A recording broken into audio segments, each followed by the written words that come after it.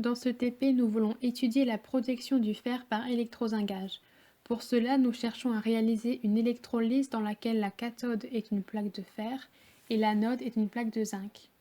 En premier lieu, nous avons soigneusement décapé les plaques de fer et de zinc à l'aide de papier de verre, puis nous les avons pesées. On peut voir que la plaque de fer pèse 14,66 g et que celle de zinc pèse 19,54 g. Nous avons ensuite prélevé 80 ml de la solution d'électrolyte à l'aide d'une éprouvette. Puis avec des pinces, on a fixé les plaques de fer et de zinc dans un bécher de façon à ce qu'elles touchent le fond.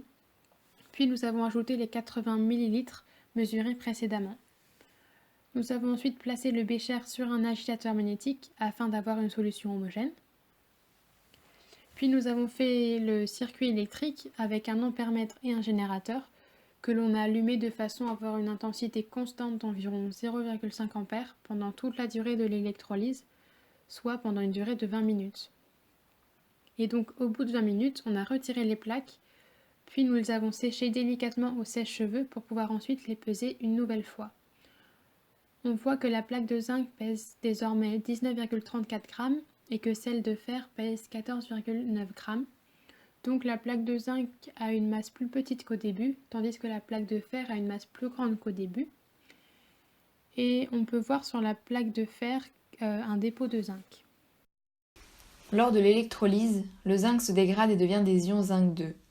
Deux électrons migrent de la borne moins, du zinc, vers la borne plus, le fer. Les ions zinc 2 migrent de la même façon dans le liquide.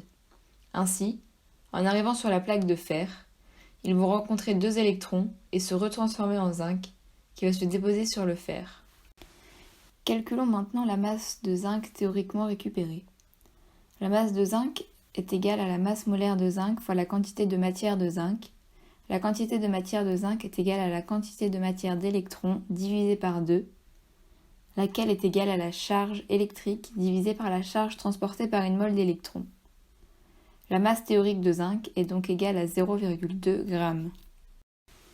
La masse de zinc réellement déposée sur la plaque de fer est égale à la masse de la plaque de fer finale moins la masse de la plaque de fer initiale. Ainsi, delta MFE est égal à 0,24 g. En calculant l'écart relatif, on trouve celui-ci égal à 20%, ce qui est relativement élevé. On peut expliquer cela par l'imprécision des mesures de la balance et le peu de chiffres significatifs. De plus, la mesure du temps, à savoir 20 minutes, a également pu jouer sur cet écart. Calculons maintenant l'épaisseur de zinc déposée sur la plaque de fer, sur une surface égale à 8 cm², dans l'hypothèse d'un dépôt uniforme.